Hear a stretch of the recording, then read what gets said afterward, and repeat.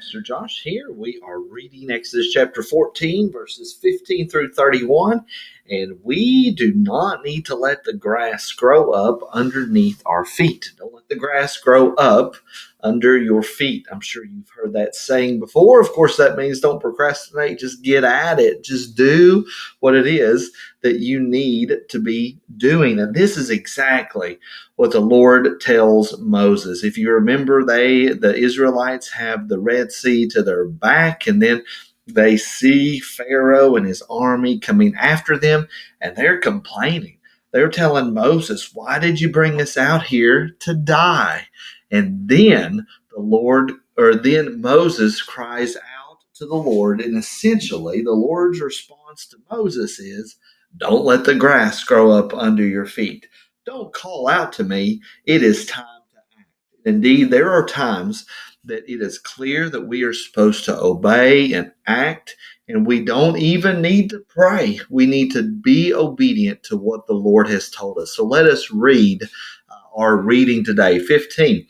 The Lord said to Moses, "Why do you cry out to me?" Just so interesting. Why are you talking to me? You know what you need to do.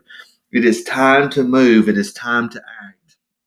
Then he says, "Tell the people of Israel to go forward.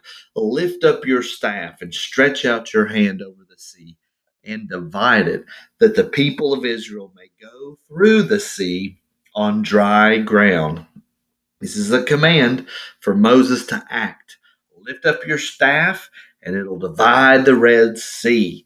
There are times that we need to act, especially when it is clear what the Lord would have us to do. Is there something you're putting off today? Is there a phone call you need to make? Is there a text you need to do?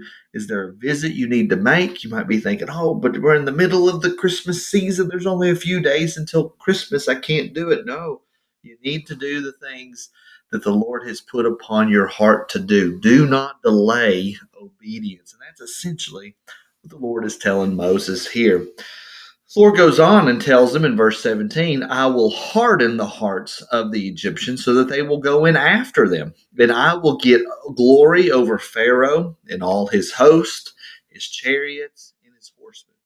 And the Egyptians shall know that I am the Lord when I have gotten glory over Pharaoh, his chariots, and his horsemen." He's saying, let's go through the Red Sea, and I'm going to ultimately crush this Pharaoh. I'm going to crush the glory of Egypt. Verse 19, so here's then what happened. Then the angel of God who was going before the host of Israel moved and went behind them. Remember, God was leading them in a pillar of cloud, in a pillar of fire by night, in a cloud by day.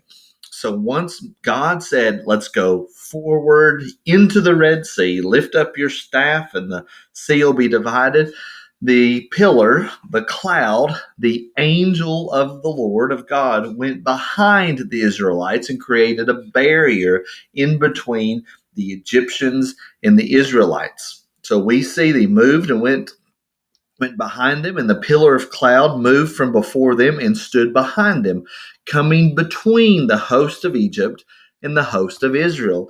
And there was the cloud and the darkness, and it lit up the night without one coming near the other all night. God is protecting the Israelites as they cross over the Red Sea. Then Moses stretched out his hand over the sea. We see the obedience. We saw that God said, "Why are you crying out to me? Stretch out your hand." That's what he does. And this going through the Red Sea happened during the nighttime. Stretched his hand out over the sea, and the Lord drove the sea back. Now, let's watch those two phrases together. Here is Moses' clear actions. He is being obedient to the Lord. He is lifting up his hand, and the sea divides. But who is the one doing it? It is the Lord that is driving the sea back. We need to always remember that as we work for the Lord, as we do things in our life, that we do the actions. But at the end of the day, it is the Lord that brings actual success to the things that we set our hand to do. We cannot complete our projects. We cannot complete our tasks. We cannot have a successful day unless the Lord has made it happen. That's very important for us to remember. That's why obedience to the Lord is key. How do you expect to have a successful day if you are not obeying the Lord? You work and be obedient to Him, and then let the Lord take care of the rest. And that's exactly what happened as the Israelites crossed the Red Sea. So the Lord drove the sea back by a strong east wind all night and made made the sea dry land, and the waters were divided. And the people of Israel went into the midst of the sea on dry ground, the waters being a wall to them on their right and on their left. So they're walking through the sea, but it's dry ground, and then there's a wall of water on each side. Verse 23. The Egyptians pursued and went in after them into the midst of the sea. All Pharaoh's horses, his chariots, and his horsemen, all of them are going in behind them. And in the morning watch, the Lord in the pillar of fire and of cloud looked down on the Egyptian forces and threw the Egyptian forces into a panic, clogging their chariot wheels so that they drove heavily. And the Egyptians said, "Let us flee from before Israel, for the Lord fights for them against the Egyptians." So the scene is that Moses raises his staff, and the angel of the Lord of God goes behind Israel in this cloud of fire, keeping the Egyptians from attacking the Israelites. The Israelites cross over the Red Sea on dry land, and then the morning happens. And then the Lord allows the Egyptians to then come and follow after the Israelites. But this pillar of fire causes them to be confused, and their chariot wheels actually aren't driving. They're getting stuck in the mud. What's interesting is the Israelites are walking over on dry ground, but it seems like when Pharaoh's coming through, the wheels are getting stuck in the ground. And then, after all the Israelites are over, verse 26, the Lord said to Moses, "Stretch out your hand over the sea, that the water may come back upon the Egyptians, upon their chariots, and upon their horsemen." So Moses stretched out his hand over the sea. Notice again, God commands, and then Moses obeys. And the sea returned to its normal course when the morning appeared. And as the Egyptians fled into it, the Lord threw the Egyptians into the midst of the sea. They are defeated.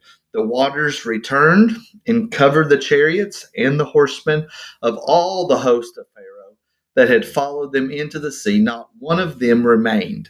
But the people of Israel walked on dry ground through the sea, the waters being a wall to them on their right hand and on their left. Thus the Lord saved Israel that day.